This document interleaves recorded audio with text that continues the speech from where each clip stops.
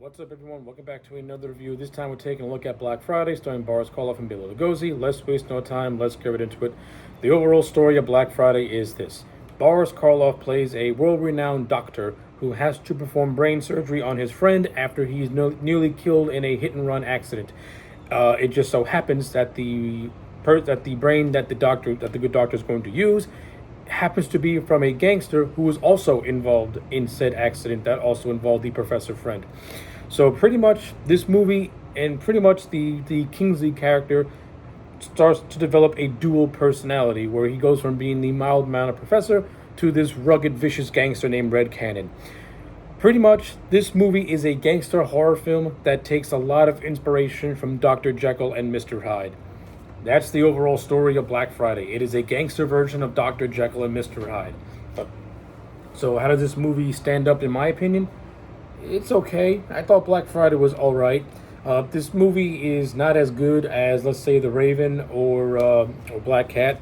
And to be honest with you, I wasn't so thrilled about The Invisible Ray, but I think I'll go back to that one more than Black Friday. There was something about Black Friday that just did not resonate with me. I found this movie to just be very, very boring, kind of sluggish to sit through. I'll say this. Boris Karloff as the doctor, as the mad doctor, I thought he was fine in the role. Boris Karloff never puts in a bad performance, no matter what. He could be in a mediocre movie, but you know Boris Karloff's going to be good in it. And in this movie, no exception. I enjoyed Boris Karloff. I thought he was really good as the character of Sovek. I liked the relationship between him and the professor character. I buy them as being genuine friends.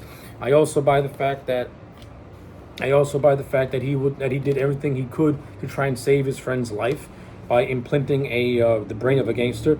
Now, of course, it was also done for his more greedy needs, since the gangster has $500,000 hidden away in cash. So pretty much the good doctor wanted that money so that way he can fund his own laboratory. So he kind of had his own selfish means with the brain transplant. But in so doing so, but overall, Boris Karloff's performance was overall fine. The actor who played Red Cannon / the professor in a dual role, so to speak, I thought he was fine in the role as well. You know, he was okay. Nothing spectacular, but nothing phenomenal either. It was just solid. Bela Lugosi, he's in a thankless role. He plays a guy called Marnay, who was a part of Red Cannon's gang, and Lugosi, he does absolutely nothing in this movie.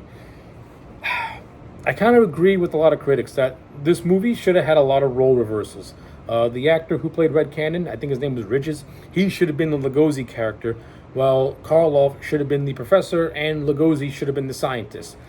I think the movie would have had a much better flow. It actually would have been much better just in general. Mainly because that this is one of the few movies where Karloff and Lugosi, they're in the movie, but they share no screen time whatsoever. I don't know how that's possible. Every other movie they've been in, they shared screen time, and some of the best scenes included them bouncing off one another. In this movie, not 1 ounce of screen time between Karloff and Lugosi, and that is an absolute shame. Shame on this movie for that. Not only that, there are a lot of stretches of this movie where Karloff is kind of absent from the movie, and as is Lugosi, and it just follows the character of Red Cannon and him being acclimated back into his into this gangster world. And it's all right. It's nothing spectacular. We see that he frequents at a nightclub. We see that he's a regular at a hotel. He's got a girlfriend, and it's just whatever. It's not interesting in the slightest. But some of the things in this movie that I do enjoy, I do like the whole aspect of Kingsley struggling with the fact that he harbors a criminal brain, so to speak, and he has behavioral changes, and the fact that it tortures him a lot. You know, he goes from being a mild-mannered professor, and then he goes into being this vicious gangster criminal.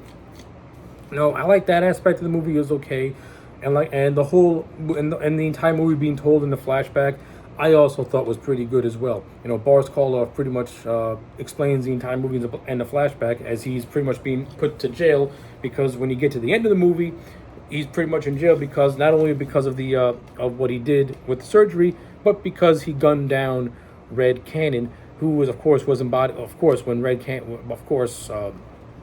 when all said and done, it was actually his friend who was gunned down. So I like how the whole movie was told in a flashback. That was okay.